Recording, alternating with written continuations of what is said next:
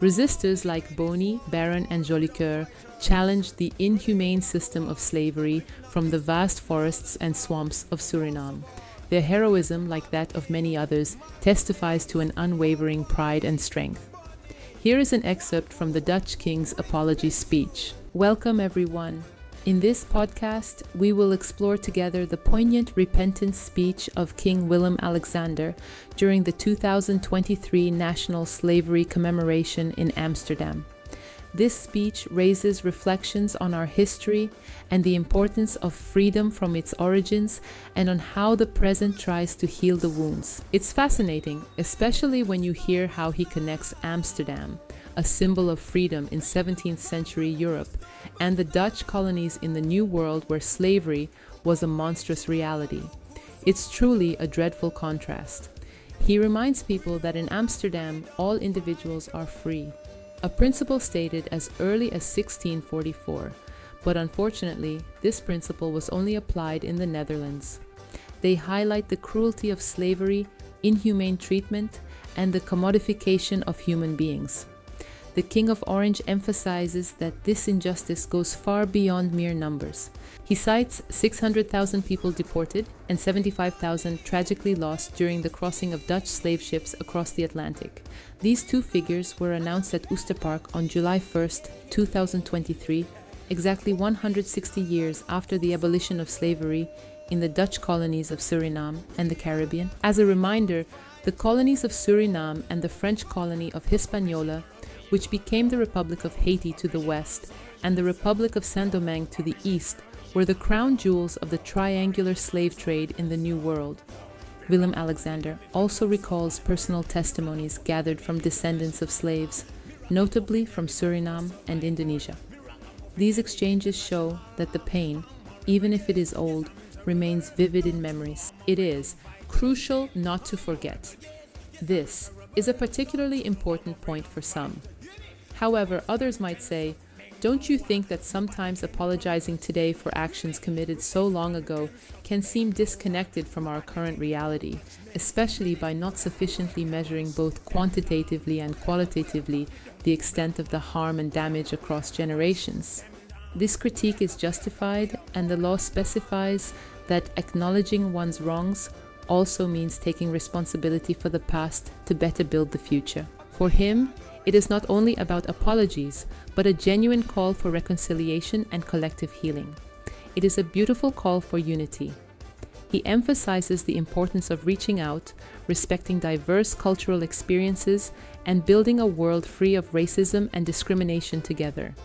The speech of the King of the Netherlands, although unprecedented, would have had a rancid aftertaste if he had not mentioned historical figures of resistance such as the warlord Boni the Great in Suriname and Chief Tula in Curaçao, among others who have heroically risen with honor, bravery, and nobility of spirit against injustice. These examples illustrate the natural, human resilience of our ancestors and their wars for freedom and dignity since that time, the century before the Battle of Vertières, which led Haiti to its independence. I also remind here that Boni, Baron, and Jolicœur are notably the patronymic ancestors of the Aluku, who are now mainly located on the French bank of the Lawa-Maroni River, the border river between French Guiana and Suriname. It is not surprising that, for the example of Suriname, Boni the Great was mentioned along with two of his warrior brothers. The reasons are obvious. They are the ones who, until the end, said no to slavery and this inhumane trade. They are the ones who did not fail in their code of honor, did not betray their commitment, and absolutely did not sell their souls to the devil. And they are the ones who fought proudly against the Dutch slave torturers and their allies, many of whom were their brothers yesterday. Regarding Suriname, please note that the peers of the signatories of the peace treaties of 1760 for the Juka, 1762 for the Saramaka, and 1769 for the Matawai were not mentioned by King Orange. Is this the unfortunate forgetfulness of a king overwhelmed by emotions during a live broadcast at such a moment? There is no doubt that this would have been a mistake that would tarnish the sincerity of King Willem-Alexander's apology speech. The speech of the King of Orange Nassau is entirely to his credit. That said, it is only a few lines from the preamble of our deserving ancestors' manifesto, recited for over 300 years. By repeating Den Keti Koti in Surinamese, he also symbolizes that the chains have been broken, and it is very striking to see that this speech goes beyond mere historical reflection. Is it a cry from the king for equality and justice today? Time will tell. The king not only mentions past atrocities, but also announces an investigation into the role of the House of Orange-Nassau in this slave system, thus emphasizing the importance of transparency, historical accountability, and truly learning from our past.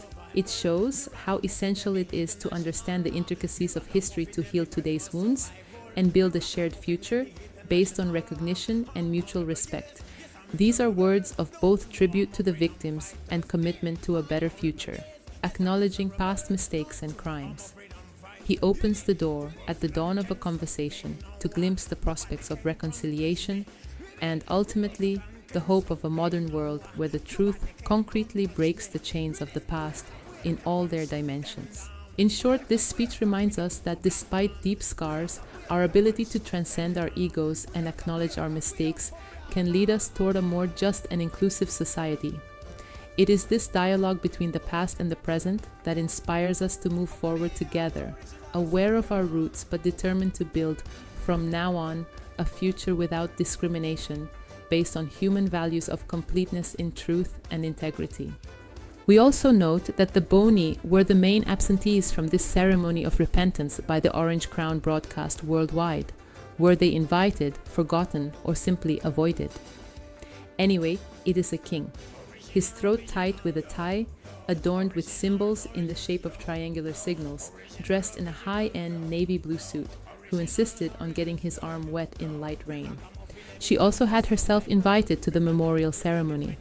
The rain is indeed a vital element of nature, as the only channel of communication, to express the sadness felt by all victims of these centuries of atrocities, but also to bless the earth and the gathered assembly under raincoats and umbrellas on this summer day at Oosterpark to listen to the Dutch monarch's speech of repentance. Precisely, we see Queen Maxima holding an umbrella for an Afro-descendant woman with a noble Afro hairstyle. An unexpected image, a symbol of the highest royalty that did not go unnoticed by viewers around the world. Let's listen together to the speech of King Willem-Alexander of the Netherlands on July 1st, 2023 in Amsterdam. Ladies and gentlemen, here in Oosterpark, on Museumplein, in Suriname, and in the Caribbean part of our kingdom, and wherever in the world you may be watching from. Within the city of Amsterdam and for her freedom, all people are free and none are slaves. That was the official decree from 1644. Together with you, I stand here in the city that has cherished freedom above all else for centuries. The capital of a country that, throughout history, has repeatedly fought against tyranny and oppression. But what was taken for granted within this city and this country did not apply beyond our borders. Here, slavery was forbidden. Overseas, it was not. Of all forms of lack of freedom, slavery is the most hurtful, the most degrading, the most dehumanizing. To see another human being as merchandise you can dispose of at your own discretion, as a powerless tool to make a profit from. Someone you can chain up, trade, brand, abuse, punish, and even kill with impunity. Recently, the Queen and I have had many conversations in the Netherlands and on the islands in the Caribbean part of the kingdom. We have spoken with people who have roots in Suriname and also with people who have a connection to it, with Indonesia. Among them are people who only have to go back 3 generations to find a family member who was born into slavery. They have made it clear to us how deeply the pain is still embedded. Thanks to the work of dedicated researchers, we are learning more and more about the Dutch history of slavery. We know that more than 600,000 people were transported from Africa across the Dutch oceans. 2. To be sold into slavery or to be put to work on plantations. 75,000 of them survived that crossing. Not. We also know about the extensive slave trade eastwards and areas under VOC rule. And we know about the cruelties committed against the indigenous people in the colonies. But there is also so much we don't know. In the archives, mostly only the dry numbers have been preserved. They show us the facts through the eyes of the bookkeeper. But the voices of those who were enslaved have been scattered by the wind. They left hardly any traces behind. It's awe-inspiring that not a few of them found the strength to rise up in rebellion, even if it was often with nothing but desperate courage. Freedom fighters like Boni, Baron, and Jolicœur challenged the inhuman system of slavery from the vast forests and swamps of Suriname. Their heroism, and that of many others, is proof of a pride and strength that cannot be broken. Only rarely has the voice of a black freedom fighter been passed down to us through written sources. Like the voice of Tula, the leader of the uprising in 1795 on Curaçao. 5 months ago, together with our eldest daughter, we visited the place where he lived and worked, the former Nip plantation. How reasonable and humane Tula's words sound to our modern ears. He appealed to the ideals of the French Revolution and the equality of all people, regardless of their color. We wish to harm no one, he said. We desire nothing but our freedom. The response from the authorities was brutal and merciless. As punishment, Tula was broken on the wheel and beheaded. We carry the horrors of the slavery past with us. The consequences of that are still felt today in the racism present in our society. On December 19th of last year, the Prime Minister offered an apology on behalf of the Dutch government for the fact that people were, in the name of the Dutch state, turned into commodities for centuries, exploited and abused. Today, I stand here before you. As your king and as part of the government, I am making this apology myself today.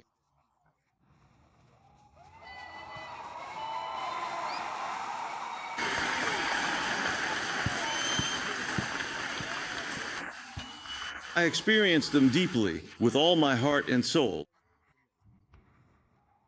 But for me, there is also another personal dimension. Slave trade and slavery are recognized as crimes against humanity. The stadtholders and kings of the House of Orange-Nassau did nothing to oppose this. They acted within the framework of what was then considered legally permissible. But the system of slavery illustrated the injustice of those laws. World War II taught us that you cannot hide behind laws to the very end. When fellow human beings are reduced to animals and left at the mercy of those in power, at a certain point, the moral obligation to act grows. All the more so because slavery was strictly forbidden here in European Netherlands. What was considered normal, widely practiced, and encouraged in the colonies and in overseas trade was not allowed here. And that is troubling. The independent investigation I have decided to commission will shed more light on the exact role of the House of Orange, Nassau in colonial history and slavery. But for the obvious lack of action against this crime, against humanity, today, on this day when we commemorate the Dutch history of slavery together, I ask for forgiveness.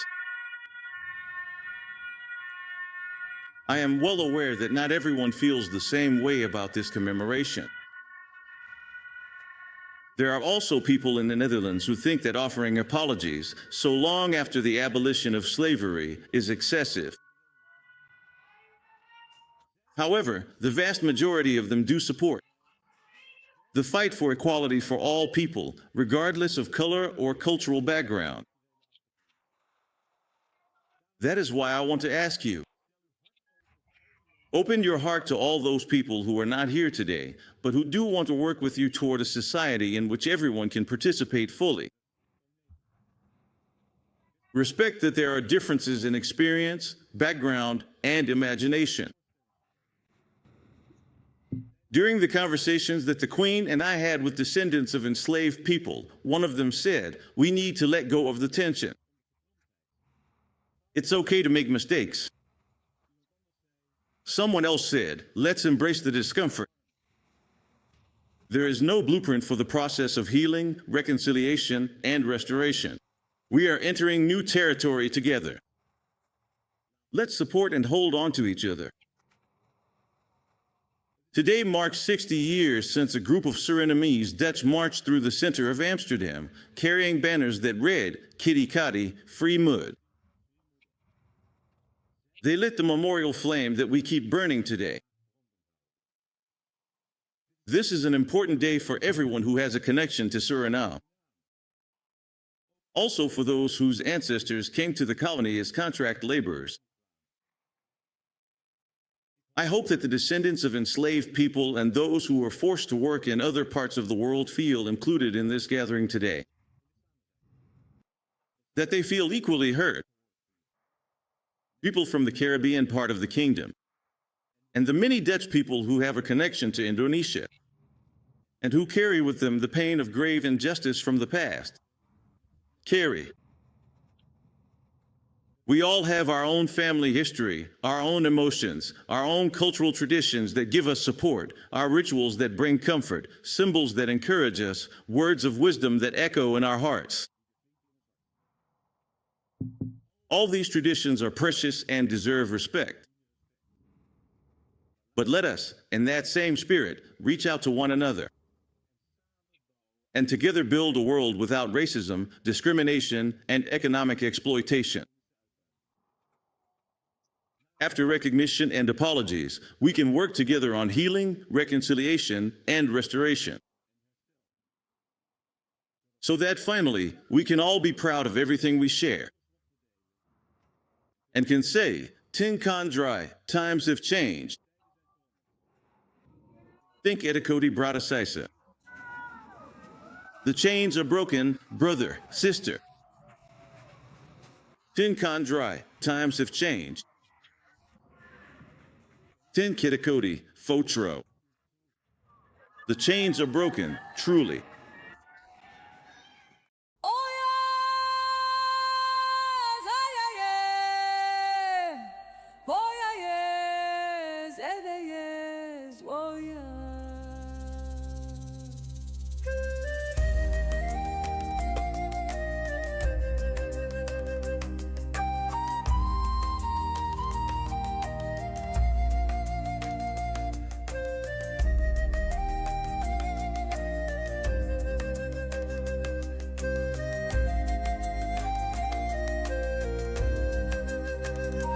Your mothers carry honor in their wombs. Ashikan in the shadow, standing like a king. Baron and Jolicœur show the way. Boni standing, the future is yours. Your ancestors strong as thunder, Boni, yes. Your ancestors strong as thunder, Boni, yeah. Mothers carry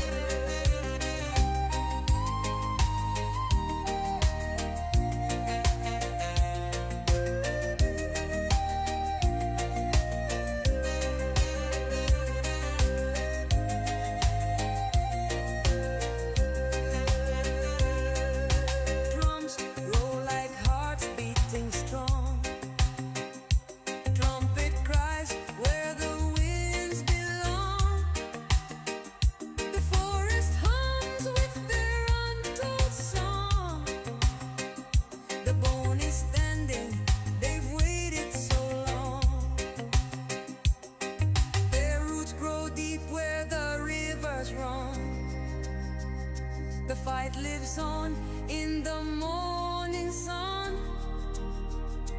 Every step they take, a story begun. The Boni standing, the future is won.